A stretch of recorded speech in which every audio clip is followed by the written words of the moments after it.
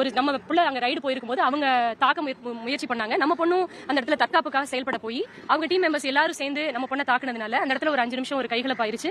அப்புறம் உடனே எங்க யூனிவர்சிட்டி வைஸ் சான்சலர் பிளஸ் எங்க லோக்கல் மினிஸ்டர்ஸ், உணவுத்துறை அமைச்சர், அப்புறம் எங்க லோக்கல் இருக்கிற எல்லா அமைச்சர்களும் சேர்ந்து உடனே தகவலை டெப்யூட்டி சிஎம்க்கு கொண்டு போனாங்க. டெப்யூட்டி சிஎம் உடனடியா எங்களுக்கு, அதாவது ஒரு டிஎஸ்பி வந்து அங்க லோக்கல்ல கிட்டத்தட்ட ஒரு ரொம்ப பாதுகாப்பின்மையா நாங்க உட்கார்ந்து இருக்கும்போது டிஎஸ்பியும் எங்க பக்கத்துல உட்கார்ந்துருக்காரு லோக்கல் பஞ்சாப்ல. சார் ஒரு நிமிஷம் டெப்யூட்டி சிஎம் இஸ் காலிங் அப்படின்னு சொன்னதுக்கு அப்புறம் அவங்களுடைய எக்ஸ்பிரஷன் எல்லாமே மாறி அப்ப இருந்து எங்களுக்கு ரொம்ப பாதுகாப்பான சூழல் உருவாயிடுச்சு.